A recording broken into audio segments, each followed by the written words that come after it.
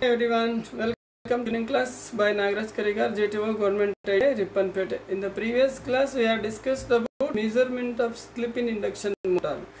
Is three-phase induction motor ಇದೆ, ಅಲ್ಲಿ slip ಅಂತಕ್ಕಂಥ ಒಂದು ವರ್ಡನ್ನು ನಾವು ಕೇಳ್ತಿರ್ತೀವಿ. ಆ ಸ್ಲಿಪ್ ಅಂದರೆ ಏನು, ಆ ಸ್ಲಿಪ್ಪನ್ನು ಹೇಗೆ ಮೆಜರ್ ಮಾಡೋದು ಅನ್ನೋದನ್ನು, ಅದನ್ನು ಯಾವ 3 ಮೆಥಡಲ್ಲಿ ಸ್ಲಿಪ್ಪನ್ನು ಮೆಜರ್ ಮಾಡ್ಬೋದು ಅನ್ನೋದನ್ನು ಈ ಹಿಂದಿನ ಕ್ಲಾಸಲ್ಲಿ ನೀವು ತಿಳ್ಕೊಂಡ್ರೆ.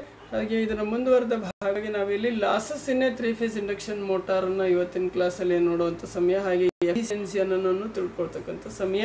ಬನ್ನಿ ಹಾಗಾದರೆ ಇವತ್ತಿನ ಈ ಕ್ಲಾಸ್ನ ಕೊನೆಯಲ್ಲಿ ನಾವು ಏನನ್ನು ತಿಳ್ಕೊಂಡಿರ್ತೀವಿ, ಏನನ್ನು ಕಲಿತೀವಿ ಈ ಕ್ಲಾಸಲ್ಲಿ ಅಂತ ನೋಡೋದಾದರೆ, at the end of this lesson you shall be able to state the power flow diagram of an induction motor indicating the losses.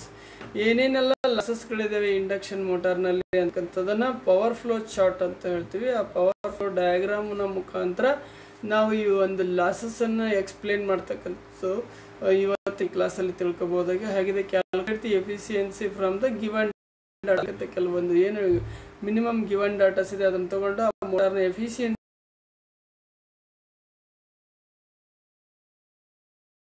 Three-phase induction motor is running at no load. The slip has a value very close to 0 ಅಂತ ಹೇಳ್ತೀವಿ. ಅಂದರೆ ಒಂದು no ಲೋಡಲ್ಲಿ ಒಂದು 3-phase induction motor run ಆಗ್ತಾ ಇದೆ ಅಂದರೆ ಅಲ್ಲಿ slip ಅನ್ನೋದು it is near to very close to 0 ಅಂತ ಹೇಳ್ತೀವಿ. The torque developed in the rotor is to overcome the rotational losses consisting of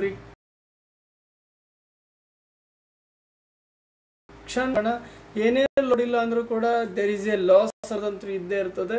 ನಾನೇನು ಲೋಡೇ ಹಾಕಿಲ್ಲ ಅಂದ್ರೆ ಅಲ್ಲಿ ಯಾವುದೇ ಥರ ಲಾಸ್ ಇಲ್ಲ ಆಗಿಲ್ಲ, ಖಂಡಿತ ಲಾಸ್. ಮೋಟಾರ್ ಒಂದು ನೋ ಲೋಡಲ್ಲಿ ರನ್ ಆಗ್ತಾ ಇದ್ರು ಕೂಡ ಅಲ್ಲಿ ಕೂಡ ಕೆಲವೊಂದು ಲಾಸಸ್ಗಳು ಆಗ್ತಾ ಇರ್ತವೆ. ಅವು ಏನು ಹೇಗೆ ಅಂತ ನೋಡೋಣ. ಇಲ್ಲಿ ಫ್ರಿಕ್ಷನ್ ಲಾಸ್, ವಿಂಡೇಜ್ ಲಾಸ್ ಅಂತ ಬರ್ತದೆ. The input power to the motor is to overcome stator iron loss and stator copper loss. ಏನು ಇನ್ಪುಟ್ ಕೊಟ್ಟಿದೆ, ಐರನ್ ಲಾಸ್ ಇದೆ, ಕಾಪರ್ ಲಾಸ್ ಇದೆ. ಲಾಸ್ ಅಂದ್ರೆ ನಮಗೇನು ಅಲ್ಲಿ ಸ್ಟೇಟಾರ್ ಇದೆ ಅದರಲ್ಲಿ ಎಡ್ಡಿ ಕರೆಂಟ್ ಲಾಸ್ ಮತ್ತು ಹಿಸ್ಟರಿಸಿಸ್ ಲಾಸ್ ಐರನ್ ಕೋರ್ ಆಗಿರೋದ್ರಿಂದ, ಸೊ ಹಾಗಾಗಿ ನಮ್ಗೆ ಐರನ್ ಲಾಸ್ ಅಂತ ಹೇಳ್ತೀವಿ. ಹಾಗೇನೆ it's depends on the supply frequency and the flux density ಇಂದ ಐರನ್ ಕೋರ್. ಏನು ಐರನ್ ಕೋರ್ನ ಫ್ಲಕ್ಸ್ ಡೆನ್ಸಿಟಿ ಇದೆ ಹಾಗೆ ಸಪ್ಲೈ ಫ್ರೀಕ್ವೆನ್ಸಿ ಏನಿದೆ ಅನ್ನೋದ್ರ ಮೇಲೆ ಈ ಐರನ್ ಲಾಸ್ ಡಿಪೆಂಡ್ ಆಗಿರ್ತದೆ, ಈ ಹಿಸ್ಟರಿಸಿಸ್ ಲಾಸು ಡಿಪೆಂಡ್ ಆಗಿರ್ತದೆ. It is practically constant, but ಇದು ನಮ್ಗೆ ಗೊತ್ತಿದೆ ಇಟ್ಸ್ ಎ ಪ್ರಾಕ್ಟಿಕಲಿ ಕಾನ್ಸ್ಟಂಟ್ ಅಂತ. The iron loss of the rotor is however negligible. ನಾವು ಅದನ್ನು ನೆಗ್ಲಿಜಿಬಲ್ ಆಗಿ ತಗೊಳ್ತೀವಿ ಕಾನ್ಸ್ಟಂಟ್ ಲಾಸಸ್ ಆಗಿರೋದ್ರಿಂದ. Because the frequency of the rotor current under normal condition is always small ಅಂತಾನೆ ಹೇಳ್ಬೋದು. So if A mechanical load reaction is for the shaft load to drop the motor speed slightly. ನಮ್ಗೆ ಗೊತ್ತಿದೆ ಆ ಒಂದು shaft ಅಥವಾ ಏನು pulley ಅಂತ ಹಾಕಿರ್ತಾರೆ, ಪುಲ್ಲಿಗೆ ಲೋಡ್ ಹಾಕ್ತಿದ್ದ ಹಾಗೇನೆ ನಮ್ಮ ಮೋಟಾರ್ನ ಸ್ಪೀಡು ಆಟೋಮೆಟಿಕ್ಲಿ ಸ್ಲೈಟ್ಲಿ ಸ್ಲೋ ಆಗೋವಂಥದ್ದನ್ನು ನಾವಿಲ್ಲಿ ಅಬ್ಸರ್ವ್ ಮಾಡ್ಬೋದು. ಸೊ ಅವಾಗ ಏನಾಗುತ್ತೆ, ಅದು ಡ್ರಾಪ್ ಆಗುತ್ತೆ, ಸ್ಪೀಡ್ ಡ್ರಾಪ್ ಆಗುತ್ತೆ ಅಂತ ಹೇಳ್ತೀವಿ. ಇಟ್ ಸ್ಪೀಡ್ ಸ್ಲೈಟ್ಲಿ ಸ್ಲೋ ಆಗೋದನ್ನು ನಾವಿಲ್ಲಿ ಗಮನಿಸ್ತೀವಿ. So thereby increasing the slip. ಈ ಕಾರಣದಿಂದ ಅಲ್ಲಿ ಏನಾಗುತ್ತೆ, ಸ್ಲಿಪ್ ಇನ್ಕ್ರೀಸ್ ಆಗುತ್ತೆ ಅಂತಲೇ ಹೇಳ್ಬೋದು. The increased slip subsequently caused I square to increase ಅಂತ ಹೇಳ್ತೀವಿ. ಏನು ಈ ಸ್ಲಿಪ್ ಏನು ಇನ್ಕ್ರೀಸ್ ಆಗುತ್ತೆ, ಇದು ಸಬ್ಸಿಕ್ವೆಂಟ್ಲಿ ಐ ಸ್ಕ್ವೇರ್ ಕೂಡ ಇನ್ಕ್ರೀಸ್ ಆಗುತ್ತೆ ಅಂತ ಹೇಳ್ತೀವಿ. To that value which when inserted into the equation for torque calculation, that is T is equal to constant K theta S I square or cos theta S ಅಂತ ಹೇಳ್ತೀವಿ. So ಈ ರೀತಿಯಾಗಿ ಇಲ್ಲಿ ಒಂದು ಫಾರ್ಮುಲಾ ಇಲ್ಲಿ ಹುಟ್ಕೊಳ್ಳುತ್ತೆ ನಮಗೆ. ಯಾವಾಗ ಲೋಡ್ ಹಾಕಿದ ತಕ್ಷಣ ನಮಗೇನಾಯಿತು, ಅಲ್ಲಿ ಸ್ಲಿಪ್ ಇದಾಯಿತು. ಸ್ಲಿಪ್ ಯಾವಾಗ ಸ್ಲಿಪ್ ಇನ್ಕ್ರೀಸ್ ಆಯಿತು ತಕ್ಷಣ ನನಗೆ ಅಲ್ಲಿ ಸಬ್ಸಿಕ್ವೆಂಟ್ಲಿ I2 ಇನ್ಕ್ರೀಸ್ ಆಗ್ತದೆ, ಐ ಸ್ಕ್ವೇರ್ ಇನ್ಕ್ರೀಸ್ ಆಗುತ್ತೆ. ಬಿಕಾಸ್ ಐ ಸ್ಕ್ವೇರ್ ಇನ್ಕ್ರೀಸ್ ಆದರೆ ಅದಕ್ಕೆ ತಕ್ಕನ ಹಾಗೆ ಇಲ್ಲಿ ಏನಾಗುತ್ತೆ, ಟಾರ್ಕ್ ಮೇಲೆ ಅದನ್ನು ಎಫೆಕ್ಟ್ ಬೀಳ್ತದೆ, ಹೇಗಾಗುತ್ತೆ ಅಂತ ನೋಡ್ಬೋದು. So yields sufficient torque to provide a balance of power to the load ಅಂತ ಹೇಳ್ತೀವಿ. ಸೊ ಆವಾಗ ಅದು ಆ ಒಂದು ಲೋಡ್ ಬ್ಯಾಲೆನ್ಸ್ ಮಾಡ್ತಕ್ಕಂಥ ಟಾರ್ಕನ್ನು ಅಲ್ಲಿ ಡೆವಲಪ್ ಮಾಡಬೇಕಾಗಿರ್ತದೆ. Thus an equilibrium is established and the operation proceeds at a particular value of slip. In fact, for each value of load, horsepower requirement, there is a unique value of slip. One slip is specified, then the power input, the rotor current, the developed torque, and the power output and the efficiency all are determined. Once ನಾವಿಲ್ಲಿ ಆ ಒಂದು motor run ಆಯಿತು, ಅಲ್ಲಿಗೆ ಒಂದು load ಹಾಕಿದ್ವಿ, load ಹಾಕಿದ ಮೇಲೆ slip ಹೇಗೆ ಇನ್ಕ್ರೀಸ್ ಆಯಿತು, ಆ ಸ್ಲಿಪ್ಗೆ ಐ ಸ್ಕ್ವೇರ್ ಹೇಗೆ ರೀತಿ ಡೆವಲಪ್ ಆಯಿತು, ಇದೆಲ್ಲವನ್ನು ನಾವು ಇಲ್ಲಿ ನೋಡ್ತಾ ಹೋಗ್ತೇವೆ. ಇನ್ಫ್ಯಾಕ್ಟ್ ಅಲ್ಲಿ ಸ್ಲಿಪ್ ಅನ್ನೋದು ಒಂದು ವ್ಯಾಲ್ಯೂ ನಮ್ಗೆ ಯಾವಾಗ ಗೊತ್ತಾಯಿತು ಆ ತಕ್ಷಣ ನಾವಿಲ್ಲಿ ಏನೇನೆಲ್ಲ ತಿಳ್ಕೊಬೋದು ಅಂದರೆ, slip once specified, power input, ಹಾಗೆಯೇ ದ ರೋಟರ್ ಕರೆಂಟು, ಹಾಗೆ ಡೆವಲಪ್ಡ್ ಟಾರ್ಕ್ ಏನಾಗುತ್ತೆ, ಹಾಗೆಯೇ ಪವರ್ ಔಟ್ಪುಟ್ ಏನು, ಅದು ಮೋಟಾರ್ನ ಎಫಿಷಿಯನ್ಸಿ, ಇವೆಲ್ಲವೂ ಕೂಡ ಡಿಟರ್ಮಿನ್ ಮಾಡ್ತಕ್ಕಂಥದ್ದು ನಮಗೆ ಸಾಧ್ಯ ಅಂತ ಹೇಳ್ತೀವಿ. The power flow diagram in a statement from shown in figure 1, note that the loss quantities are placed on the left side of the flow point. Figure 2 is the same power flow diagram but now expressed in terms of all the appropriate relationships needed to compute the performance. ಇಲ್ಲಿ ನಾವು ನೋಡಬಹುದು figure 1 and figure 2 ಇವನ್ನೆರಡಕ್ಕೂ compare ಮಾಡ್ತಾ ಹೋದರೆ ಗೊತ್ತಾಗುತ್ತೆ. ಇಲ್ಲಿ ನೋಡಿ electrical power input ಅಂತ ಇಲ್ಲಿದೆ, ಹೌದಾ? ಸೊ ಹಾಗಾದರೆ ನನಗೆ ಅದನ್ನು ಕಂಪ್ಯೂಟ್ ಮಾಡಬೇಕಾದ್ರೆ ಇಲ್ಲಿ ನೋಡಿ ಎಲೆಕ್ಟ್ರಿಕಲ್ ಪವರ್ ಇನ್ಪುಟ್ ಅನ್ನೋದನ್ನು ನಾನು ನೋಡಿ P I is equal to ಅಲ್ಲಿ √3 V1 I1 cos θ 1 ಇದಂದರೆ ಇನ್ಪುಟ್ಗೆ 1 ಅಂತ ನೋಡಿ ತೊಗೊಂಡ್ರೆ ಸೊ ಅಲ್ಲಿ ನನಗೆ ಗೊತ್ತಾಗ್ತದೆ. ಸೊ ಇಲ್ಲಿ ಈ ರೀತಿಯಾಗಿದೆ. ಸೇಮ್ ಸಿಮಿಲರ್ಲಿ ಅಲ್ಲಿ ಏನೆಲ್ಲ ಇದ್ದಾವೆ 1 2 3 5 ಇದಕ್ಕೆ ರಿಲೇಟೆಡ್ ಕಂಪ್ಯೂಟ್ ವ್ಯಾಲ್ಯೂ ಏನು ಅನ್ನೋದನ್ನು ನಾವಿಲ್ಲಿ ಈ ಫಿಗರ್ 2ದಲ್ಲಿ ನಾವು ಅಬ್ಸರ್ವ್ ಮಾಡ್ತಾ ಹೋಗ್ಬೋದು. ಸೊ ಈ ರೀತಿ. ಸೊ ಅಲ್ಲಿ ನನಗೆ ಒಂದು ಮೇನನ್ನು ತಿಳ್ಕೊಬೇಕು. ಇದರಲ್ಲಿ ಅಲ್ಲಿ ಪಿ ಜಿ ಅಂದರೆ ರೋಟಾರ್ ಇನ್ಪುಟ್ ಪವರ್ ಅಂತ ಅರ್ಥ, ಪಿ ಎಮ್ ಅಂದರೆ mechanical power developed in the rotor ಅಂತ, ಹಾಗೆಯೇ ಪಿ ತಳಿರೋ ಪವರ್ ಔಟ್ಪುಟ್ ಅಂತೇಳಿ, ಆಮೇಲೆ ಇನ್ನೊಂದು ಒಮೆಗಾ ಎಮ್ ಅಂತ ಬರ್ತದೆ. ಈ ಫಿಗರ್ 1 ಮತ್ತು ಫಿಗರ್ 2 ಒಂದಕ್ಕೊಂದು ಕಂಪ್ಯೂಟ್ ಮಾಡಿ ನೀವು ನೋಡ್ತಾ ಹೋದರೆ ಯಾವುದು ಲಾಸ್ ಹೇಗೆ ಕಂಪ್ಯೂಟ್ ಆಗ್ತದೆ, ಹೇಗೆ ಪರ್ಫಾರ್ಮೆನ್ಸ್ ಆಗುತ್ತೆ ಅನ್ನೋದನ್ನು ನಾವಿಲ್ಲಿ ನೋಡ್ಬೋದಾಗಿದೆ. So torque mechanical power and rotor output, stator input is equal to I P ಅಂತ ಹೇಳ್ತೀವಿ, stator output plus stator losses. ನಮಗಿಲ್ಲಿ ಸ್ಟೇಟಾರ್ ಇನ್ಪುಟ್ ಅಂದ ತಕ್ಷಣ ನಾವು ಇಲ್ಲಿ ತಿಳ್ಕೊಬೇಕು ಏನದರ ಔಟ್ಪುಟ್ ಇದೆ, ಹಾಗೆ ಅದರಲ್ಲಿ ಏನು ಲಾಸಸ್ ಇದೆ, ಎರಡನ್ನೂ ಸೇರಿದರೆ ನನಗೆ ಸ್ಟೇಟಾರ್ ಇನ್ಪುಟ್ ಆಗುತ್ತೆ ಅನ್ನೋದು ಈ ಸಿಂಪಲ್ ಕಾನ್ಸೆಪ್ಟ್ ತಿಳ್ಕೊಬೇಕು. Fully inductively to the rotor circuit. Rotor ಸರ್ಕ್ಯೂಟ್ಗೆ ಅದರ ಏನು ಸ್ಟೇಟಾರ್ ಇನ್ಪುಟ್ ಅಂದರೆ ಏನು ನಮಗೆ ಇದೆ ಅದು ಸ್ಟೇಟಾರ್ ಔಟ್ಪುಟ್. ಅಂದರೆ stator output is nothing but rotor input ಅಂತ ಅರ್ಥ ಆಗುತ್ತೆ ಇಲ್ಲಿ.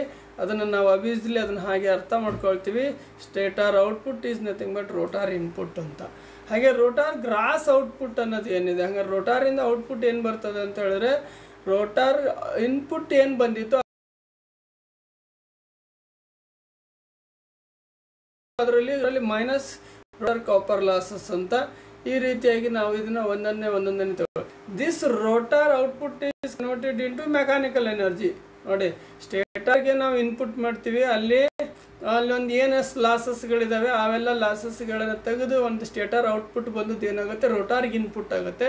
ರೋಟಾರ್ಗೆ ಇನ್ಪುಟ್ ಆಗಿರ್ತಕ್ಕಂಥದ್ರಲ್ಲಿ ರೋಟಾರಲ್ಲಿ ಏನೇನು ಲಾಸ್ಗಳಿದ್ದಾವೆ ಅದನ್ನು ಲೆಸ್ ಮಾಡಿಬಿಟ್ಟು ರೋಟಾರ್ ಔಟ್ಪುಟ್ ಅಂದರೆ it is mechanical power developed ಅಂತ ಹೇಳ್ತೀವಿ, ಎನರ್ಜಿ ಡೆವಲಪ್ಡ್ ಅಂತ ಹೇಳ್ತೀವಿ. So that is converted into mechanical energy ಅಂತ. Gives rise to the gross torque ಅಂತಲೂ ಕೂಡ ಹೇಳ್ತೀವಿ.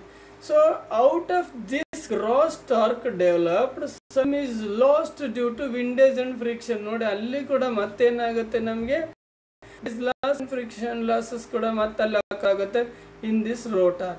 And the rest appear are useful torque. Let N R P S be the total output torque ಅಂತಾನೆ ಹೇಳ್ಬೋದು. Actual speed of the rotor ಹೇಳಿದ್ರೆ ಇಲ್ಲಿ small ಅಂತ ಹೇಳ್ತೀವಿ.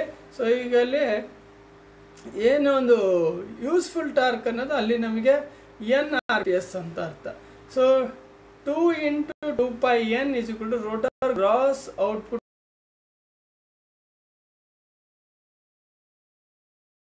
in rotor gross output in watts divided by 2 pi n newton ಮೀಟರ್ನಲ್ಲಿ ನಾವು ಇದನ್ನು ಹೇಳ್ತೀವಿ.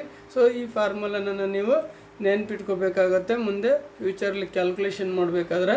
The value of gross torque in K G metre is given by, ಅದನ್ನು ನಾನು ನ್ಯೂಟನ್ ಮೀಟರ್ನಿಂದ ಕೆ ಜಿ ಮೀಟರ್ಗೆ rotor gross output in watts divided by 9.81 into 2 pi n ಅಂತ 9.81 ಇಂದ ಮಲ್ಟಿಪ್ಲಿಕೇಶನ್ ಮಾಡಿದಾಗ ಇಲ್ಲಿ ನನಗೇನಾಗುತ್ತೆ ಕೆ ಜಿ ಮೀಟ್ರಿಗೆ ಕನ್ವರ್ಟ್ ಆಗಿ ಬರ್ತದೆ. So this is the main formula ಅಂತ ಹೇಳಿ ಇಟ್ಕೊಳ್ಳಿ. ಇದನ್ನು ನೆನ್ಪಿಟ್ಕೋಬೇಕಾಗುತ್ತೆ calculation purpose. If there were no copper losses in the rotor output will equal to the input and the rotor will run at synchronous speed. ಅಲ್ಲಿ ಯಾವುದೇ ಥರದ losses ಇಲ್ಲ ಅಂತ ಹೇಳಿದ್ರೆ ಅದರ ಅರ್ಥ ರೋಟರ್ ಕೂಡ ಸಿಂಕ್ರನಸ್ ಸ್ಪೀಡಲ್ಲಿ ತಿರುಗ್ತಾ ಇದೆ ಅಂತಲೇ ಅರ್ಥ ಕೊಡ್ತದೆ. So therefore T is equal to rotor input divided by 2 pi ns ಅಂತ ಹೇಳ್ತೀವಿ. From the above two equation we get rotor gross output is equal to ಏನದು rotor PM ಅಂತ ಹೇಳ್ತೀವಿ is equal to T watt ಅಂದ್ರೆ total wattage torque is equal to T into 2 pi n ಅಂತ ಹೇಳ್ತೀವಿ. rotor input is equal to ಏನು rotor input PG ಅಂತ ಹೇಳ್ತೀವಿ. So that is total watts total torque TWS and is equal to T into 2 pi ns. Really 2 pi ns is nothing but WS. So the difference between the two equals the rotor copper loss. Therefore rotor copper loss is equal to S into rotor input. So S into power across air gap. So is equal to SPG ಅಂತಲೇ ಆಯ್ತು. ಅಲ್ಲಿಗೆ totally ನಮಗೆ slip ಮತ್ತು power output ಅಂತ ಏನು ತೊಗೊಳ್ತೀವಿ, power input rotor power input ಅಂತ ತೊಗೊಳ್ತೀವಿ. That is nothing but rotor copper loss ಅಂತಲೇ ಇದೆ. ಸೊ ಅಲ್ಲಿಗೆ also rotor input is equal to rotor copper loss divided by S ಅಂತ ಆಗುತ್ತೆ. ಹಾಗೆ ಟೋಟಾರ್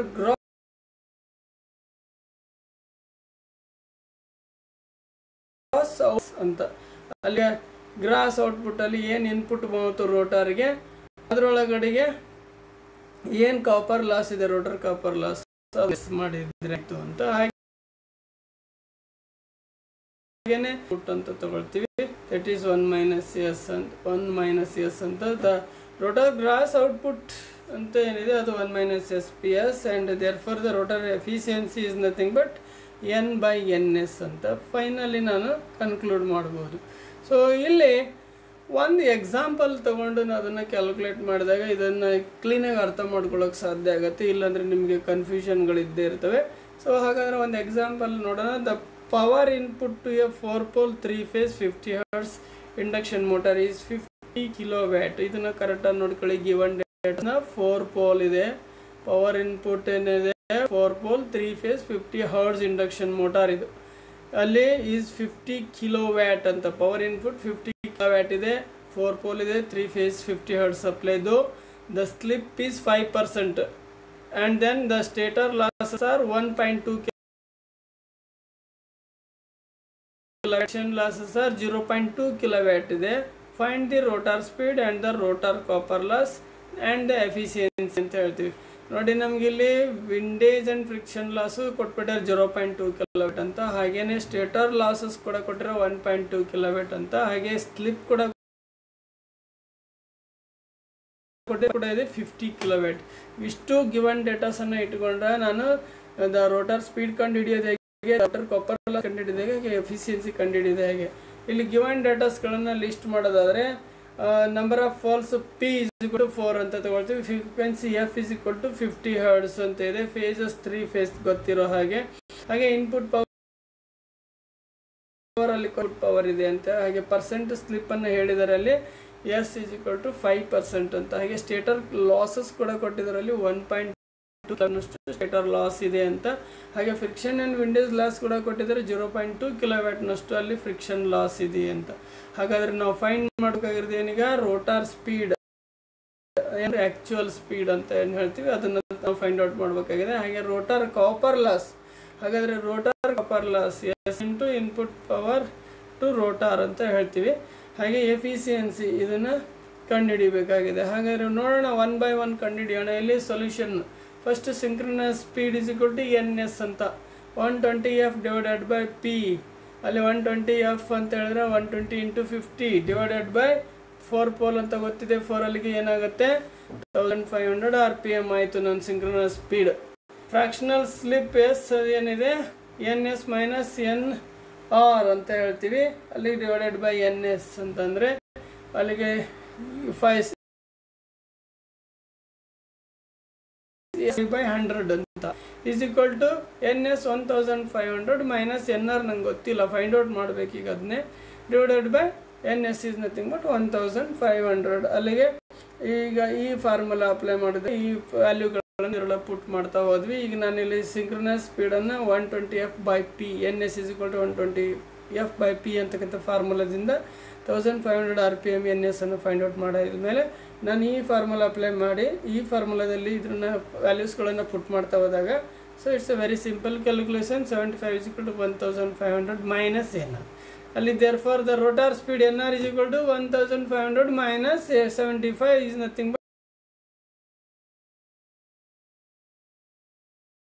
ಬಟ್ 1 ಗೊತ್ತಿದೆ ನನಗೆ. Input power to the rotor ಅಂತ ಹೇಳಿದ್ರೆ 50 kilowatt input to the stator ಇದ್ದರೆ ಅಲ್ಲಿ 1.2 ಕಿಲೋವ್ಯಾಟ್ ಲಾಸಸ್ ಆಗಿದೆ. ಅಲ್ಲಿ ಕೊಟ್ಟಿರೋ ಹಾಗೆ 1.2 ಕಿಲೋವ್ಯಾಟ್ ಲಾಸ್ ಆಗುತ್ತೆ, ಸ್ಟೇಟಾರ್ ಲಾಸ್ ಅಂತ ಹೇಳಿದೆ. ಸ್ಟೇಟಾರ್ ಲಾಸಸ್ಸನ್ನು ಕಳೆದಿದ್ದು ಉಳಿದಿದ್ದು ಏನಿದೆ ಅದು ಎಲ್ಲಿಗೆ ಬರ್ತದೆ, ನಮಗೆ ಎಲ್ಲಿಗೆ ಬರುತ್ತೆ ಅಂದರೆ ಅದು ಬರೋದು ಕೊನೆಗೆ ನನ್ನ ರೋಟಾರ್ಗೆ ಬರ್ತದೆ. ಅಲ್ಲಿಗೆ rotor copper loss is equal to S input power to the rotor ಅಂದರೆ 0.05, ಅಲ್ಲಿ ಗೊತ್ತಿದೆ 5% ಇಂಟು 48.8 ಬಂದಿತ್ತು ನನಗೆ ಇಲ್ಲಿಗೆ. ಸೊ ಅಲ್ಲಿಗೆ 2.44 ಕಿಲೋವ್ಯಾಟ್ನಷ್ಟು ರೋಟರ್ ಕಾಪರ್ ಲಾಸ್ ಆಗುತ್ತೆ ಅಂತ ಹೇಳ್ತೀವಿ as per the formula. S into input power to the rotor ಅಂತ ತಗೊಂಡ್ರೆ ಅಲ್ಲಿಗೆ ನನಗೆ 5 ಅಂತ ಕನ್ಸಿಡರ್ ಆಗುತ್ತೆ. 48.8 ಯಾಕಪ್ಪ ಅಂದರೆ ಅಲ್ಲಿ 1.2 ಸ್ಟೇಟರ್ ಲಾಸ್ ಆಗಿದೆ. ಆ ಲಾಸ್ ಆಗಿ ಬಂದಿದ್ದು ಉಳಿದಿದ್ದು ಇಲ್ಲಿ ನಾನು ಕನ್ಸಿಡರ್ ಮಾಡಿದ್ದೇವೆ. ಸೊ 0.44 ಕಿಲೋವ್ಯಾಟ್ ರೋಟ್. ಅಲ್ಲಿಗೆ ರೋಟಾರ್ ಔಟ್ಪುಟ್ ಅಂತ ತಗೊಂಡ್ರೆ is equal to rotor input minus friction and windage loss plus rotor copper loss ಅಂತ ಆಗುತ್ತೆ. ಅಲ್ಲಿಗೆ ರೋಟಾರ್ ಇನ್ಪುಟ್ ಬಂದು 48.8 ಮೈನಸ್ 0.2 ಅಂತೇಳಿ ಫ್ರಿಕ್ಷನ್ ಆ್ಯಂಡ್ ವಿಂಡೇಜ್ ಲಾಸ್ ಹೇಳಿದರೆ 0.2 ಅಂತೇಳಿ ಪ್ಲಸ್ ಈಗ ನಾವೇನು ಕಂಡುಹಿಡ್ಕೊಂಡಿದ್ವಲ್ಲ ರೋಟರ್ ಕಾಪರ್ ಲಾಸ್ ಅದು 2.44. ಅಲ್ಲಿ ಟೋಟಲಿ ಈ 48.8ರಲ್ಲಿ ಇದನ್ನು ಲೆಸ್ ಮಾಡಿದರೆ 46.16 kilowatt. This is the rotor output. ಅಲ್ಲಿಗೆ ರೋಟಾರ್ಗೆ ಇನ್ಪುಟ್ ಬಂದದ್ದು 48.8 ಆದರೆ ರೋಟಾರ್ಗೆ ಔಟ್ಪುಟ್ ರೋಟಾರ್ನಿಂದ ಔಟ್ಪುಟ್ ಹೋಗ್ತಕ್ಕಂಥದ್ದು 46.16. This is the mechanical power developed in the rotor shaft ಅಂತ ಹೇಳ್ಬೋದು. ಸೊ ಎಫಿಷಿಯನ್ಸಿ ಹಾಗಾದರೆ ಎಷ್ಟಿದೆ ಅಂದರೆ output divide input. Efficiency is nothing but output divided by input ಅಂತ. ಔಟ್ಪುಟ್ ಎಷ್ಟು ಬರ್ತಾ ಇರೋದು 46 × 100 ಡಿವೈಡೆಡ್ ಬೈ 50. ಸೊ ಅಲ್ಲಿಗೆ ಈಸ್ ನಥಿಂಗ್ ಬಟ್ 92.32% ಮಾತ್ರ ಎಫಿಷಿಯನ್ಸಿ ಇದೆ ಅಂತ ಹೇಳ್ತದೆ. ಈ ರೀತಿಯಾಗಿ ಇದನ್ನು ಕ್ಯಾಲ್ಕುಲೇಟ್ ಮಾಡ್ತಾ ಹೋಗ್ಬೋದು. So this is the point. So ಅಲ್ಲಿಗೆ ಈ ರೀತಿಯಾಗಿ ನಾವು ಒಂದು ಲಾಸಸ್ ಇನ್ 3 ಫೇಸ್ ಇಂಡಕ್ಷನ್ ಮೋಟಾರನ್ನು ಮತ್ತು ಎಫಿಷಿಯನ್ಸಿಯನ್ನು ಕಂಡುಹಿಡಿತಕ್ಕಂಥ ರೀತಿ ಇದು. ಇದನ್ನು ನಾವು ಇಲ್ಲಿ ಒನ್ಸ್ ಅಗೇನ್ ಈ ಒಂದು ಕ್ಲಾಸಸ್ಸನ್ನು ಕೇಳಿ ಅರ್ಥ ಮಾಡ್ಕೊಳ್ಳಿ. ಸೊ ಇದರ ಮುಂದಿನ ಕೇಸ್ ಇಂಡಕ್ಷನ್ ಮೋಟಾರ್ ಬಗ್ಗೆ ನೋಡೋಣ. ಅಲ್ಲಿವರೆಗೂ ಎಲ್ರಿಗೂ have a nice day. Thank you.